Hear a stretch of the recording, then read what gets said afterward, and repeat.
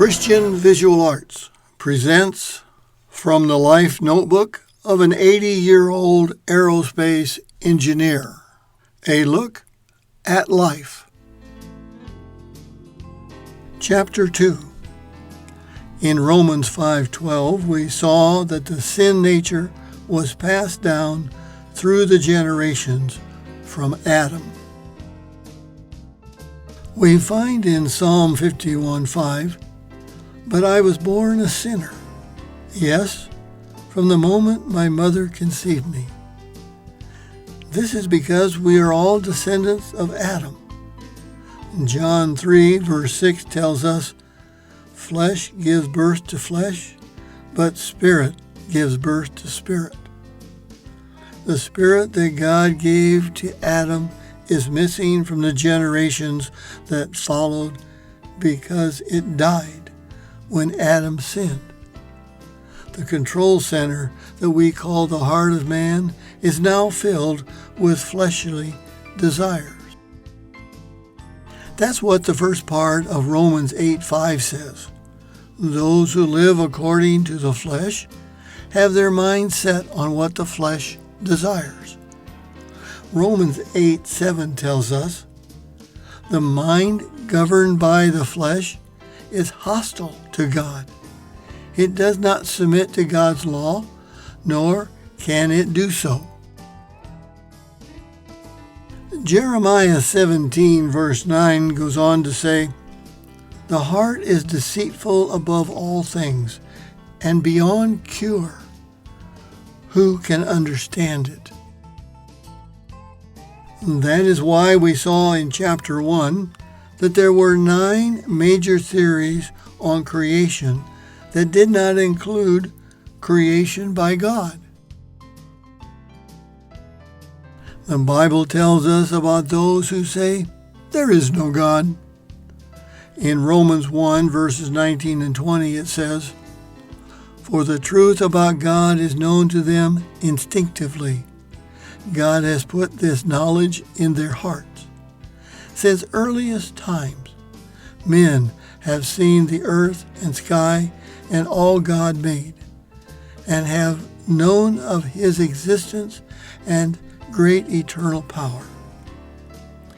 In Romans 1 verses 20 and 22, we read about those who say, "Yes, I believe in God, and he created the heavens and the earth, yet will not follow his directions." It says, yes, they knew about him all right, but they wouldn't admit it, or worship him, or even thank him for all his daily care. And after a while, they began to think up silly ideas of what God was like and what he wanted them to do. The result was that their foolish minds became dark and confused. Claiming themselves to be wise without God, they became utter fools instead. Romans 3 verse 11 tells us, "There is no one who understands. There is no one who seeks God."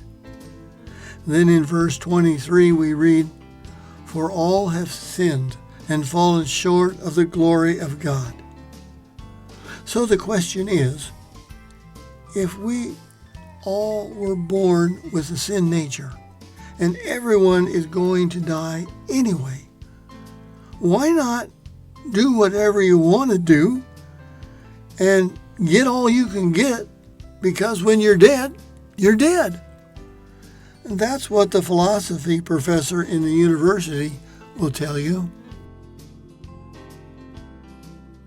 Ecclesiastes 8 verse 15 tells us, "So I recommended having fun, because there is nothing better for people in this world than to eat, drink, and enjoy life."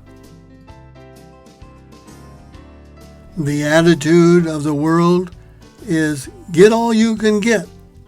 Money, houses, cars. Chase after money any way you can get it, because when you're dead, you're dead. They tell the story about a news reporter who once asked John D. Rockefeller Sr., "Sir, you are a very rich man. How does one know when he has enough money?" Rockefeller reportedly said, "Son, when you have a little bit more." This would indicate that the natural man's desire for money can never be satisfied. In Luke 12, verse 19, we find the person who has become financially successful. It says, "And I'll sit back and say to myself, 'Friend, you have enough stored away for years to come. Now take it easy. Wine, women, and song for you.'" Then in the next two verses we read, "But God said to him, 'Fool, tonight you die. Then who will get it all?' Yes, every man is a fool who gets rich on earth, but not in heaven." The rest of the chapter tells us about those who are focused on money and not God. If one was to achieve every goal he has set for himself in life, only to die separated from God for eternity, it would be worse than futile. Mark 8:36 asks the question, "For what will it profit a man if he gains the whole world and loses his own soul?" Psalm 49:10 reminds us, "Rich man, proud man, wise man, you must die like all the rest. You have no greater lease on life than foolish, stupid men. You must leave your wealth to others." We have been looking at man's ability without God. So what is the meaning of life if you live 80 years and then die, leaving all that you work for to others? Is there more to life than 80 years of physical labor in this physical body? Hebrews 9 verse 27 tells us, "And just as it is destined that men die only once, and after that comes judgment. When man stands before God at judgment, what will he have shown for his labors on earth? Nothing, if it is all earthly wealth, because it was all left behind on earth." Revelation 20, verses 11 through 15, tell us what happens to the man who says, "I will do it my way without God's help." It says, "And I saw a great white throne, and the one who sat upon it, from whose face the earth and sky fled away, but they found no place to hide. I saw the dead, great and small, standing before God, and the books were opened, including the book of life. And the dead were judged according to the things written in the books, each according to the deeds he had done.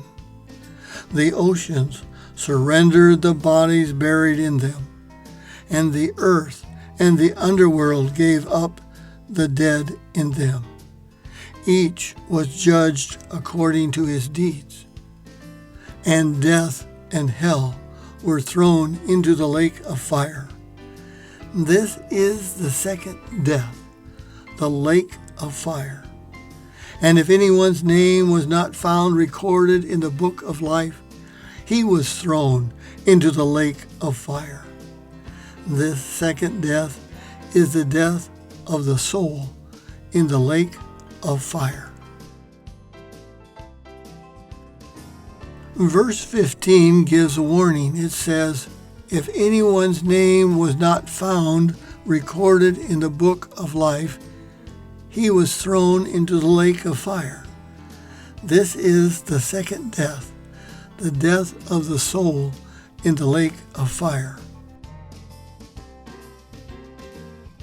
The question is, how does one get their name in the book of life? The answer is found in what is called the good news. In chapter 3, we'll answer the question, whose name will be found in the book of life?